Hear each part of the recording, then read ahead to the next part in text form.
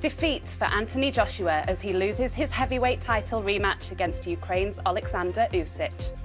Yes, a thrilling contest, but in the end it all came down to the judges. An improved Joshua took Usyk all the way, but lost on an agonising split points decision after 12 gruelling rounds, leaving him visibly emotional.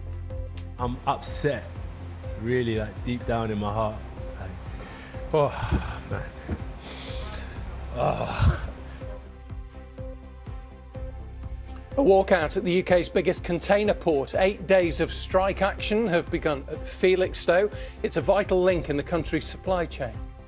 Front pages, and the Sunday Telegraph reports that Conservative leadership candidate Liz Truss has vowed to tackle doctors leaving the NHS early and encourage retirees to return to work. The paper quotes a source close to the Foreign Secretary as saying she would cut red tape and address barriers for those wanting to return. In the Sunday Times this morning, university bosses apparently have told the paper that the amount that UK students pay for tuition should be brought closer to the £24,000 a year average that foreign students pay. Wow, I mean, it's £9,000 at the moment for most students in England, certainly. Institutions looking to admit more individuals from overseas in a bid to boost finances. Fees for UK students, as I said, just over £9,000.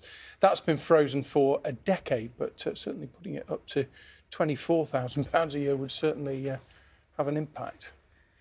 The Observer features an image of an autumnal London on its front page this morning. Just look at that. I love autumn. It's my favourite time of year, I think, I should say. The paper, though, reports on fears that the recent hot weather and drought have pushed millions of trees into so-called survival mode, causing them to shed their leaves earlier than usual. So it might look pretty, but it's not particularly good news. No, it's not. Fake autumn. There was an interesting article on the BBC News app about that yesterday. And speaking of which, one of the most read stories on the BBC News website this morning is the growing number of over 50s in the UK who are turning to house shares in a bid to beat rising rents. Shall we look inside? Yes, Picked a couple of stories out. I've got this one here, which is about book sales being set for a new record, which actually surprised me because we've heard so much doom and gloom, haven't we, about books and how much we're all not going to be reading and all that kind of thing. But apparently that's not true. It says Britain is still a nation of bookworms. Almost £1 billion has been spent this year on paperbacks and hardbacks already. Yeah, it talks about movies as well making a difference, films, people reading things that have been adapted, like Where the Crawdads Sing, which I have to say I absolutely love the book. I've not seen the film, but I loved the book. And that leads you into the whole debate, doesn't it, about which is better, the books or the films? Does that, I mean, to be honest, that's kind of why I haven't yet been to see the film, because I don't want it to be ruined. So, but we'll see. Have a route round the back of the sofa Sunday morning. You never know, you might find one of these. It's a small little story from one of the papers today, talking about a 50p piece, as you can see there. This is a special one that was released in 2009 to mark the 250th anniversary, I think, of Kew Gardens.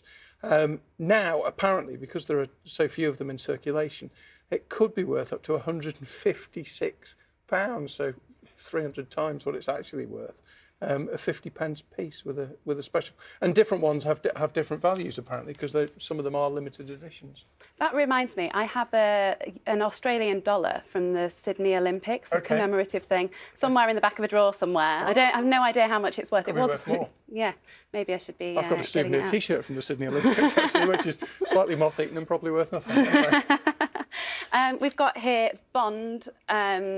Set for 0075th. James Bond will be appearing on movie screens for at least the next 15 years, thanks to a new Hollywood deal.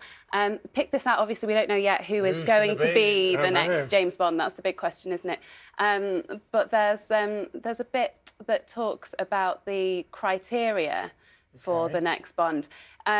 Insiders say they're looking for someone who's aged under 40 and over 5 foot 10 inches tall.